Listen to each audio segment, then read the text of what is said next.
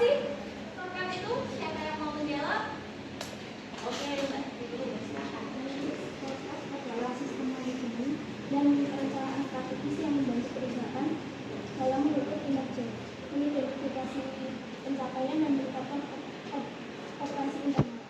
BSC ini mengukur kinerja organisasi tidak hanya dari aspek keuangan, namun juga dari perspektif non keuangan, seperti pelanggan, proses bisnis internal, serta pembelajaran dan pertumbuhan. Ada yang mau jawab lagi? Silakan. Ya, silakan, Mbak. Balance scorecard adalah kerangka manajemen strategis yang digunakan untuk mengukur dan mengelola kinerja organisasi. Oke, 2 orang. Apakah ada yang mau menjawab lagi? Ya, belum. Oke, silakan, Mas. Jadi balance scorecard itu adalah alat manajemen strategis yang digunakan untuk mengukur kinerja organisasi dari berbagai perspektif, bukan hanya dari segi finansial saja, tapi juga ada yang lainnya. Jadi balance scorecard itu adalah suatu ukuran mengukur kinerja dari perusahaan ya. Nah, tapi sebelum masuk lagi ke intinya, tujuannya apa sih kita belajar? Tujuan pembelajaran kita adalah agar mahasiswa mampu memahami balance scorecard. Selain memahami juga, mahasiswa juga dapat menjelaskan dan menganalisa.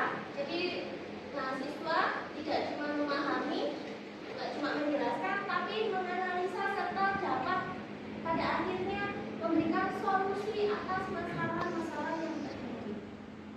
Ya. Akan saya jelaskan materi tentang balance scorecard lebih lanjut dalam buku. Silakan kita lihat.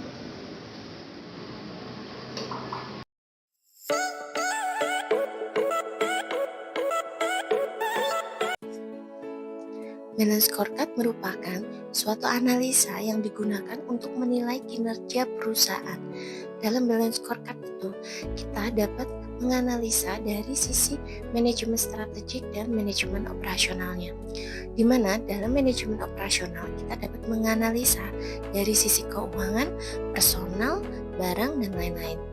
Kemudian dari sisi manajemen strategiknya kita dapat menganalisa dari perencanaan, pengorganisasian, pelaksanaan, monitoring, pengendalian, dan evaluasi. Adapun hubungan antara balance scorecard dengan manajemen strategi. Nah, di bawah ini kita dapat melihat beberapa indikator antara balance scorecard dengan manajemen strategi yang saling berkaitan. Dari sisi balance scorecard yang pertama adalah what we want to be. Di situ kita dapat melihat dari sisi manajemen strateginya adalah perusahaan memiliki visi dan misi. Kemudian dari indikator yang kedua, what we have to do. Di situ perusahaan memiliki kebijakan, program, atau kegiatan. Nah, yang ketiga, we know. Di situ perusahaan dapat melihat dari analisis lingkungan strategiknya. Kemudian yang keempat, where should we go? Di situ perusahaan dapat membuat tujuan dan sasaran perusahaan tersebut. Kemudian yang kelima, how do we get there? Di situ dari segi manajemen strateginya akan menjawab strategi yang dipakai. Dari studi kasus pelanggaran akuntansi manajemen yang dilakukan oleh Tom Lembong, yaitu Tom Lembong adalah seorang manajer keuangan di sebuah perusahaan manufaktur besar yang bergerak di bidang elektronik. Perusahaan ini telah menikmati pertumbuhan yang stabil dalam beberapa tahun terakhir. Namun untuk mencapai target laba yang lebih tinggi, meningkatkan nilai saham perusahaan, Tom mulai melakukan beberapa praktek akuntansi manajemen yang meragukan. Nah, dampak dari hal tersebut menjadikan adanya kehilangan kepercayaan investor, di mana Tom Lembong melakukan pengakuan pendapatan yang belum selesai. Selain itu, dia melakukan manipulasi biaya produksi dan melakukan penyajian pelaporan keuangan yang tidak sesuai dengan kenyataan. Adapun dampak yang lain secara moral, karyawan dan manajemen merasa kecewa dan kehilangan motivasi karena mereka menyaksikan praktek-praktek tidak etis yang dijalankan oleh pemimpin mereka. Jadi saya ambil satu contoh kasus yang terbaru agar kita semua bisa menjadikan satu contoh itu analisa dan pembelajaran bagaimana suatu kasus itu melanggar akuntansi manajemen. Tahu kan Tom Lembong ini siapa dulu mantan menterinya? Iya. Ternyata setelah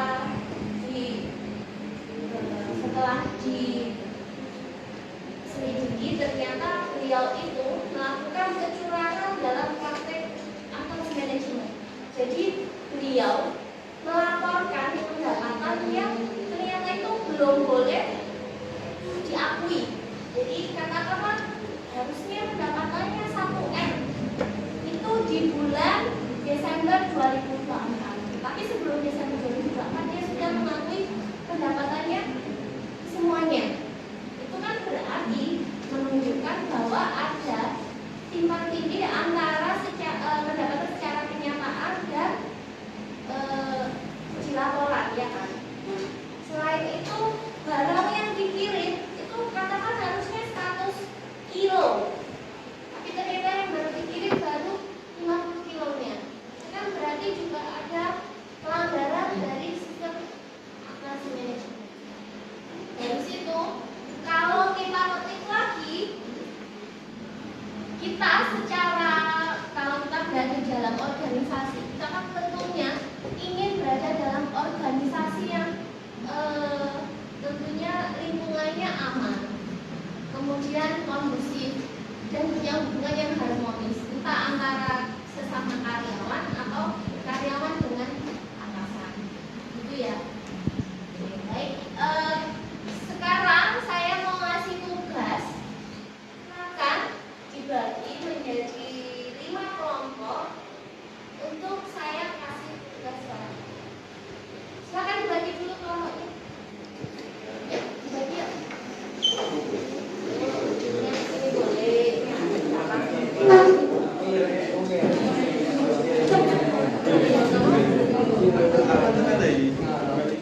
Oke, baik. Tugasnya adalah silakan setiap kelompok mencari isu-isu terkini tentang pelanggaran dari kinerja perusahaan, apalagi kalau bisa mencakup tentang balance scorecard-nya ya. Mungkin dari analisis kinerjanya ada masalah dari situ. Nanti silakan cari kasusnya, kemudian analisis, dan kalau bisa berikan solusinya yang tepat untuk perusahaan agar pelanggaran itu bisa diatasi ya. Silakan.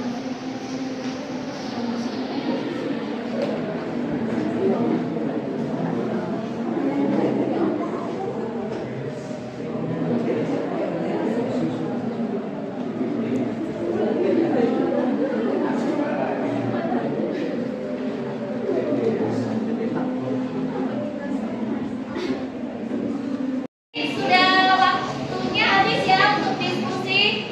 Oke, kita tunjuk kelompok siapa yang akan membacakan hasil diskusinya. Kita sambil ada permainan dulu. Nanti yang nggak fokus kelompoknya berarti yang presentasi dulu ya. Permainannya apa Bu? Gampang aja. Nanti kalau saya bilang tepuk tunggal ya jenengan tepuk sekali. Kalau tepuk 2 kali. Tapi nanti kalau ada yang keliru berarti jenengannya presentasi kelompok yang keliru ya. Oke, siap semua fokus ya. Oke, kita mulai. Tepuk 3 kali. Tepuk 5 kali. Tepuk pramuka.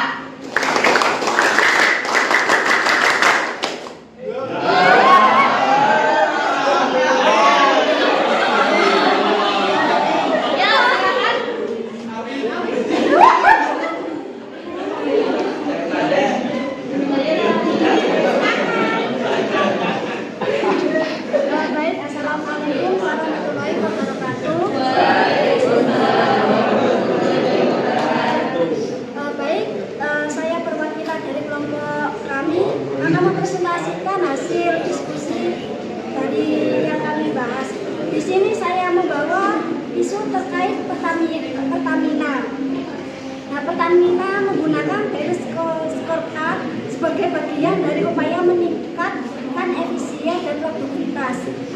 Nah, salah satu tantangan utama yang dihadapi memastikan bahwa setiap ini operasional menerapkan strategi yang sesuai dengan indikator yang di dalam balance scorecard, terutama dalam hal keselamatan dan efisiensi energi.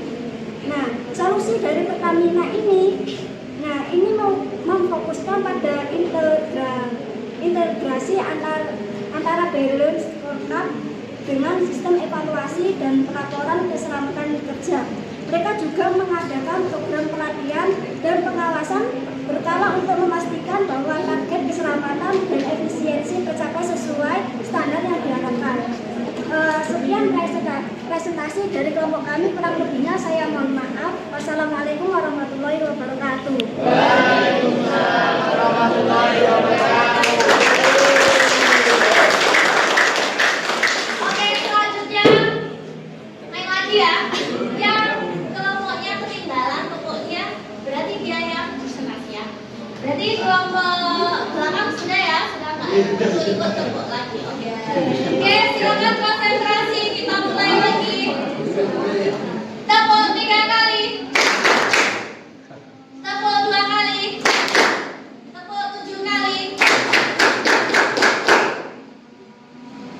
Tepuk tunggal. Sepertinya enggak ini ya. Konsentrasi semua, berarti enggak ngantuk ya ini ya. Oke, tepuk 10 kali. Yang belakang.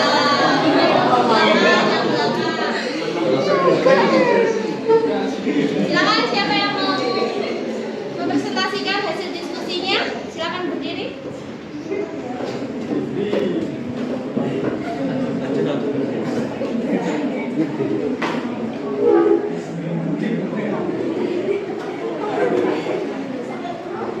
Assalamualaikum warahmatullahi wabarakatuh. Waalaikumsalam warahmatullahi wabarakatuh. Di sini saya ingin menyampaikan hasil presentasi dari kelompok kami mengenai balance scorecard. Contohnya sebuah perusahaan manufaktur yaitu PT Indofood Sukses Makmur Tbk yang mengalami keterlambatan dalam proses produksi akibat rendahnya efisiensi dalam produksi dan keterbatasan tenaga kerja terampil. Dampak yang diakibatkan yaitu yang pertama, kepuasan pelanggan yang berpengaruh. Karena keterlambatan produksi tersebut, perusahaan gagal memenuhi pemesanan yang tepat waktu. Yang ketiga, keterlambatan produksi ini juga mengakibatkan biaya operasionalnya menambah, yaitu biaya lembur atau perawatan mesin. Yang terakhir, kualitas produknya juga menurun. Jika produksi dilakukan secara terburu-buru, maka produk yang dihasilkan akan berpengaruh juga. Adapun penanganannya bisa dilakukan dengan cara melakukan pelatihan dan pengembangan karyawan, memberikan pelatihan kepada tenaga kerja agar lebih terampil lagi.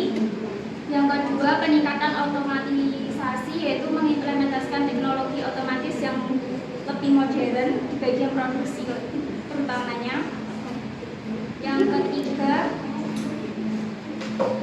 penjadwalan produksi yang efektif agar setiap tahapnya tidak selalu menunggu. Baik, tepuk tangan semuanya. Oke, selanjutnya tinggal 2. Yang sini dan sini silakan perwakilannya berdiri dulu. Kita akan tentukan siapa kelompok yang lebih dahulu presentasi dan yang terakhir presentasi. Ayo, perwakilannya berdiri. Silakan ke sini dulu. Ayo ke sini. Silakan. Siapa perwakilannya?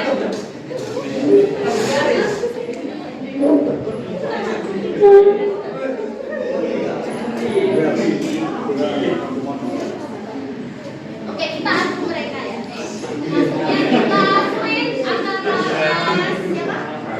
Mas Karis dan Mbak Monika. Silakan switch, nanti yang kalah berarti yang presentasi dulu ya. Oke?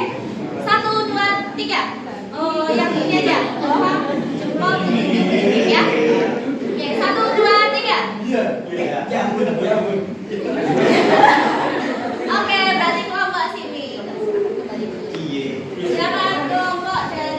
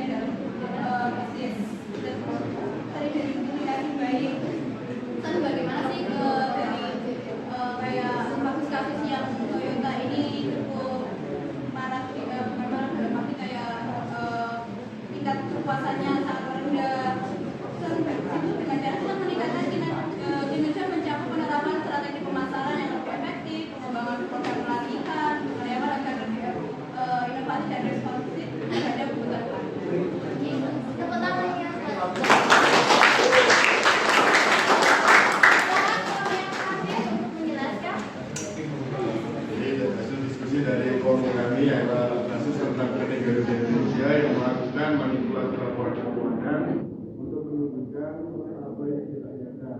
Mereka mencatat keuntungan pada sebenarnya mengalami yang ini dilakukan demi untuk memenuhi target finansial. Ini juga berdampak buruk pada kepercayaan investor dan merusak reputasi keuangan.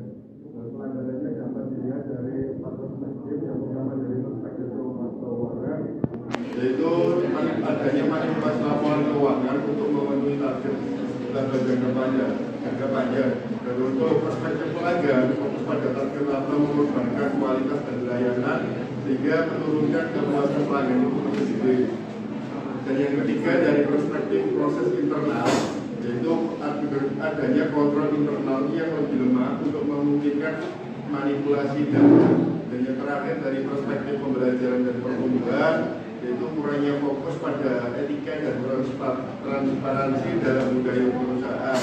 Dan analisis dari kami sendiri untuk solusinya, yang pertama ialah terapkan transparansi dengan audit independen dan KPI seperti kepatuhan laporan keuangan untuk memastikan integritas pelaporan.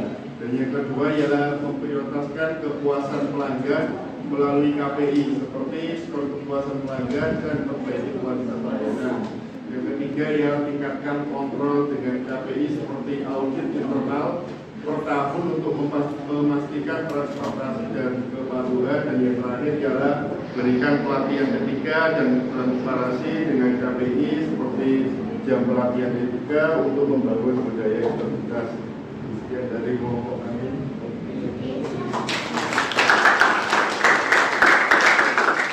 Baik, dari penjelasan teman-teman itu berarti kita dapat mengetahui ya sebenarnya balance scorecard itu penting ya untuk mengukur kinerja perusahaan. Jadi memang tidak terlihat segitu pentingnya, tetapi ketika suatu perusahaan itu dapat menganalisis tidak hanya dari perspektif keuangan tapi non keuangan, itu juga bisa jadi ukuran seberapa keberhasilan suatu perusahaan. Selain itu juga dapat mengukur apa sih langkah-langkah yang dapat kita ambil ke depannya. Ini salah satu materi ini bisa dijadikan tema skripsi.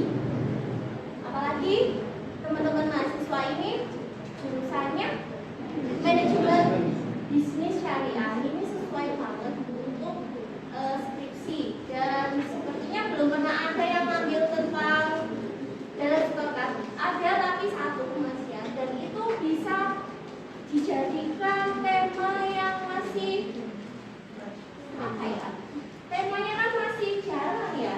Kemudian itu bisa dijadikan juga bahan untuk nanti jenengan habis ini ada magang di PMDS ya kan, praktek manajemen bisnis syariah. Nanti outputnya adalah jurnal, biasanya jurnal pengabdian. Itu bisa jadi jenengan bagian dari perspektif tadi, itu bisa menjadi bagian dari pengabdiannya jenengan sebagai mahasiswa mengabdi ke perusahaan. Tadi yang terakhir Mas Karisnya bilang kalau ada pelatihan ya untuk meningkatkan integritas karyawan. Nah, integritas itu memang dibutuhkan untuk semua kalangan, tidak hanya karyawan